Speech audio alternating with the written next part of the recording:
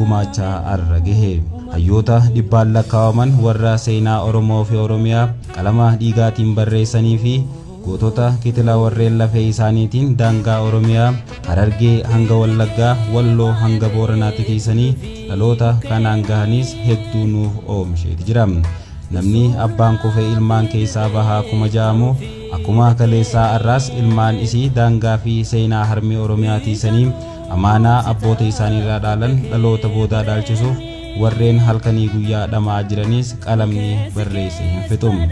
Anis nama jabaa seenaa abboota isaa irraa dhaalee dhalootatti dabarsuuf gahee guddaa bahachaa jiru tokko wajjin wal isin barsiisuufin handhuura irraa ka'ee yaadaan Awaash isin ceesise baha Oromiyaa dachee jaalalaa qe'ee afuran qalloo isin daawwachiisa achumaan gameessaa ardiin fuguq Oromiyaaf gumaachite wajjin wal isin barsiisa hanga xumuraatti naa waliin turan afeerraa teenyatan kabajaatiin.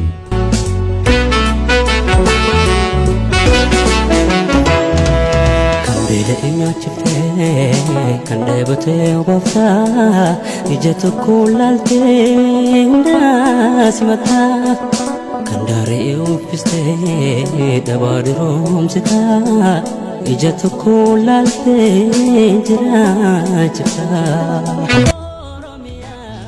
Maqaan isaa obbo Abdallee Abraahim Yuuyyaa jedhama. Kan dhalate magaalaa Dirree Dhawaatti.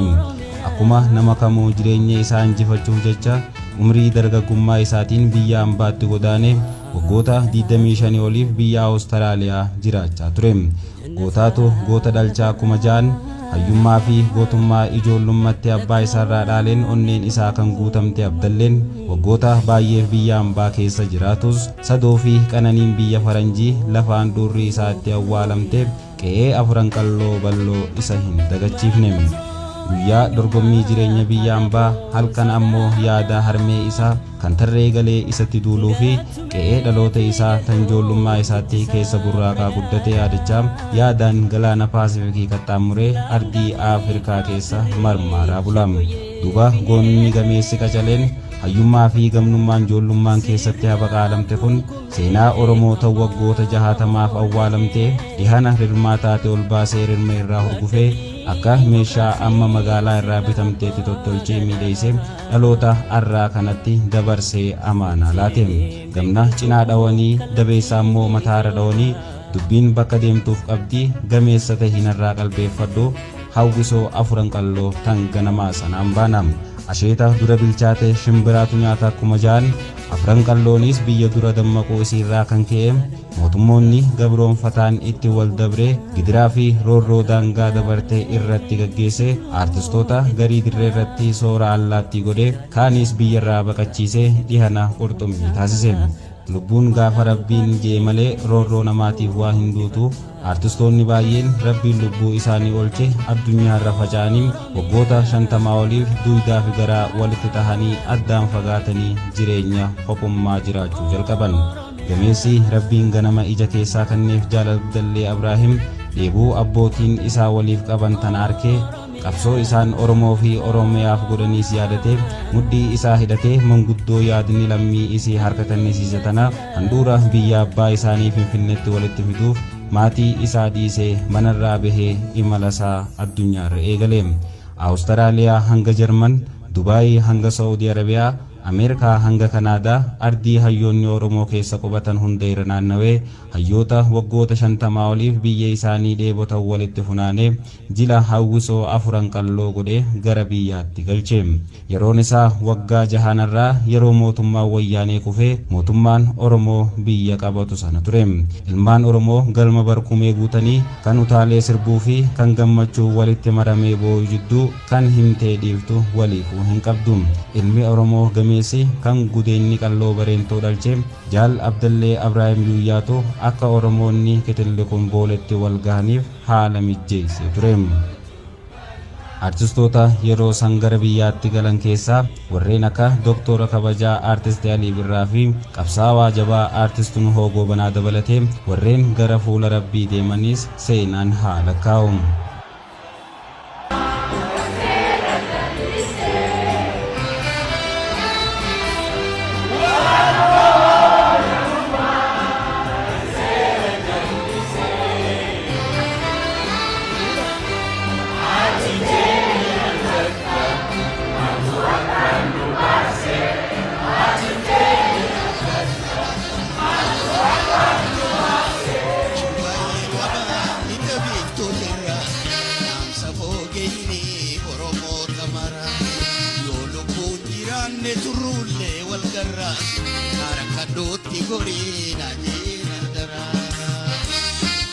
Qaanqeen galma barkumeetii qabattee addunyaa wal geessee Minisootaa hanga Jarmanitti, Kaayiroo hanga Naayiroobiitti, Dirree Dhawaatii hanga Saudi Arabiyaatti yaadannoo hundeeffamaa hawwisoo afran qalloo jaanii waggaa waggaan kabajuun itti fufeera. Gameessi qaanqee dhaamte tanaafuu qabsiisee Jaal Abdallee Ibraahim dadhabee hifadde osoo hin jedhin biyya sagantaa yaadannoo afran qallootti gaggeeffamu hundatti qaamaa fi qabeenya isaa osoo hin qusatin bira dhaabbachaa jira.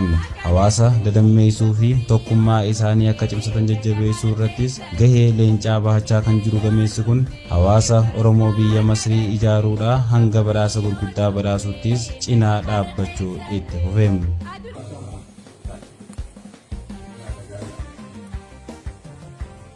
Dan Adiro Hawu Yohan Abbasan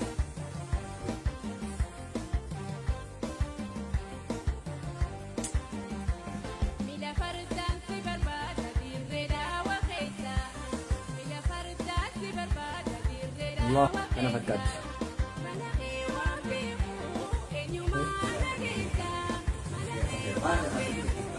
tole gaafun hojjaan suudhaanis akkasuma balbala dagaatirraa jechuudha. Abbaa roobaa yookaan ammoo Adiroo Abdallah isaas gamanumaan gaafannaan ta'e galatoomii tagalateeffannaadha isatti jirti jechuudha.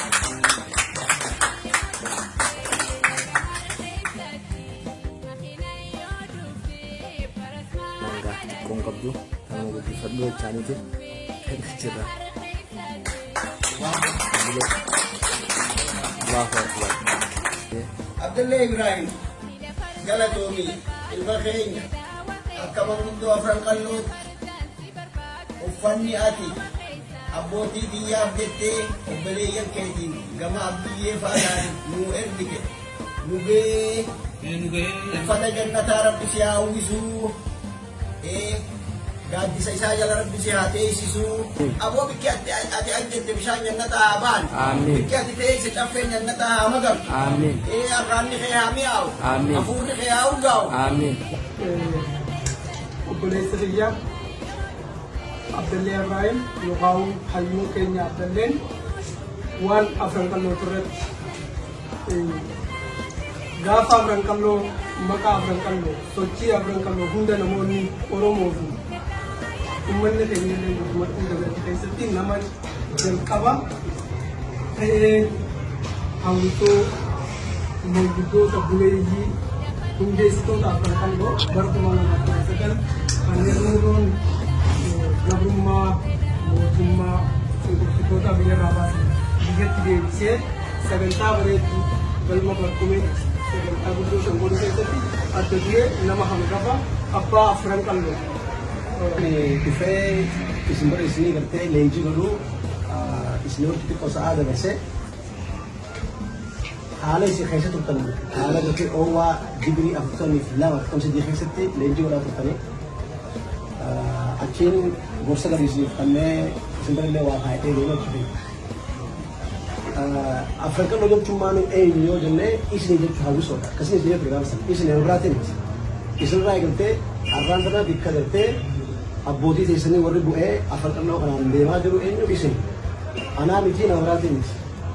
Garii keenya dhufee tomachi xarabeessaa gubbaa teenyee nyaata nyaannee godhunnee footoo ittiin kaanee suuraa babbareedduu ittiin kaanee addunyaa lafa caasnaa jechuudha. Garuu warri aarsaa qaalii kafalee yoo jenne isin hawwisoota jechuudha warri bikka san tolchee jechuudha.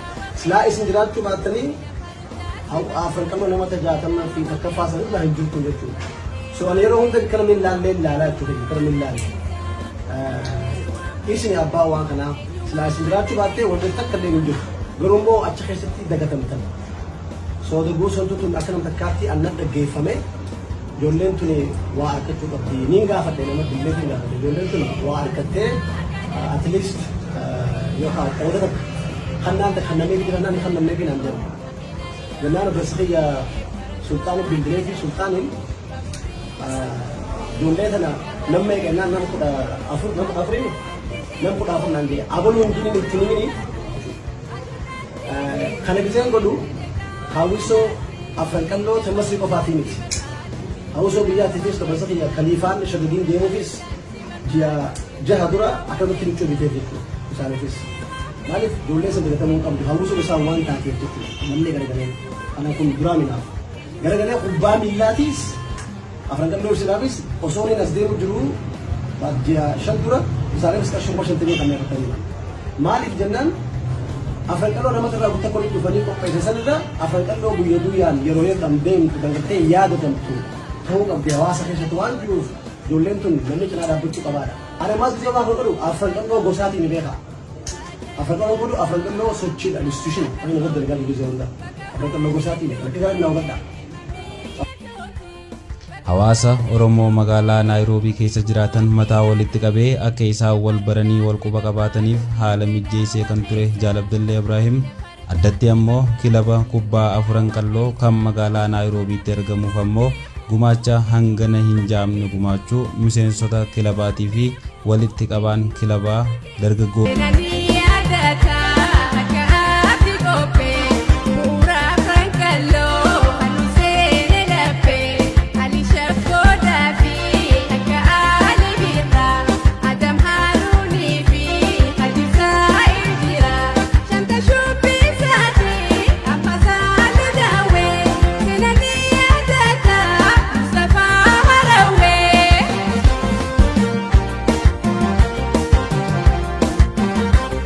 Gameessi bakka Oromoon itti rakkattee hin dhabamne Jaal Abdallee Ibraahim Yuyyaa artistoota Oromoo hanga warreen lafaa dhufootti namni inni tola itti hin olin hin jiru.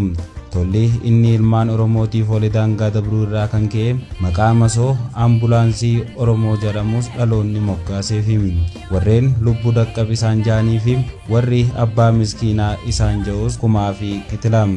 Arjaan kennaan isa hin ifachiifne kun waldaa atileetiksii afran qallootiif gumaacha meeshaalee malee birrii 50,000 kan arjoome hoggaa ta'u hanga har'aattis akka deeggarsa hedduun isaan cinaa dhaabbachaa jiru hundeessaan kilabichaa dargaggoo Xaaliyaan Xaahir ni dubbata. Akkuma kaleessa hundeessitoota ganamaa yaadatee mataa walitti qabaa ture har'aas hawwisoo afran qalloo tan seenaa abbootii isaanii deebisuuf magaalaa Dirree Dhawaa keessatti bara baraan barattoota baay'ee leenjisaa jirtus gumaachi isa hin hanqanne. Walitti qabaa fi leenjisaa hawwisoo afran qalloo kan ta'e dargaggoo Khaliifaa Mahammad akkana jechuun gumaacha Abdalleen isaaniif oole dubbata. Galata Rabbiin gaafaya. Baandii teenyaafis har'a obboleessi keenya Abdallee Ibraahim tuuta afran qallootiif uffata aadaadhaa habbaa 10 gama isaatiin nuuf gumaachee jira. Yeroo amma duraatis artistoota hooggantoota afran qalloo warran bu'uureesse walitti qabee nama 50 biyya alaatii biyya keessa fiduudhaan gumaacha garaagaraa ummata keenya hongeedhaan buqqa'e barana Harargee keessatti toora miliyoona 3 dogongoruu baadhee walitti qabee gumaacha godhaa jira. Jaarmee garaagaraa afran qalloodhaaf kan gumaachaa jiru galata nu biraa qaba. Nama seenaa gootaa gootumaatutii isaa kuma jaan hayyoota afran qalloo warreen umrii isaanii guutuu qabsoo Oromoo keessatti fixaniif siidaa dhaabuu kaasee hanga maqaa isaaniitiin magaalaa Dirree Dhawaa keessatti gandii ijaaramuuttis mootummaa wajjin marii jabaa godhaa akka jiru afgaa fi miidiyaalee garaagaraa waliin taasiseen gameessi kun dubbata. Biyya takka waan biyya takka godhu karaa tokko biyya takka waan biyya takka godhu karaa qabaachuu qaban yoo karaa qabaatan biyya sun biyya taati. Lammata bishaan yoo bishaan qabaatan biyyi biyya taati. Sadaffaan tiriika ifaa jechuudha ifaa qabaatan biyyi biyya taati. Afuraffaan teekinooloojii yoo teekinooloojii qabaatan waan afran kana biyyi yoo qabaatte addunyaadhaan wal qixxaatte jechuudha. Ilmaan Oromoo kan sababa roorroo garaagaraatiin biyya abbaa isaanii irraa bahanii biyyoota baqaa irra faca'anii kaampii UN jalatti mataa qabatanii jiraatan baay'ee akka carraa biyya sadaffaa argataniif haala mijeessaatis ture jira. Keessattuu rakkoolee baqattummaa fi UN wajjin wal qabattu furuuf tattaaffii guddaa godhaa turuu ammallee itti jiraachuu turtii miidiyaa Forex waliin taasiseen akkana jechuun Abdalleen dubbata. Nama tokko